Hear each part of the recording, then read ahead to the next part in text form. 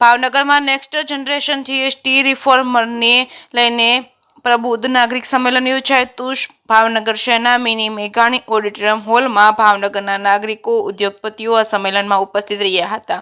પ્રમુખ વક્તા નરેશભાઈ એ નવા જીએસટીને લઈને સમગ્ર વિગતવાર જાણકારી આપી હતી. 400 થી વધુ વસ્તુઓના જીએસટી ઘટાડવાના કારણે દેશવાસીઓ દિવાળીની ભેટ દેશના વડાપ્રધાનને આપેલ છે. રાજ્ય સરકારની 100% સંપત્તિને સાથે કેન્દ્ર સરકારે જીએસટી બાબતે નિર્ણય લેવામાં આવેલ છે. રાજ્યમાં ભાજપની સરકાર હોય કે અન્ય પક્ષ, કોઈ પણ રાજ્ય સાથે અન્યાય થયેલ નથી. જેકેએસમી ગુજરાતી સાથે હિરેન ભાયાણી, ભાવનગર. આજે પ્રદેશમાંથી મુખ્ય વક્તા તરીકે નરેશભાઈ આવેલા.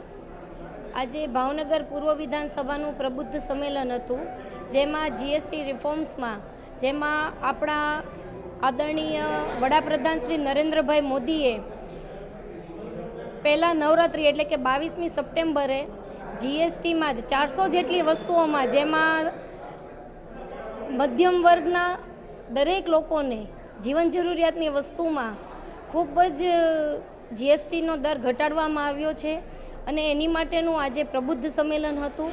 ભાવનગરના દરેક પ્રબુદ્ધ લોકો મોટી સંખ્યામાં ઉપસ્થિત હતા અને નરેશભાઈએ પણ ખૂબ સરળ ભાષામાં લોકોને આની વિશે વિગતે માહિતી આપી.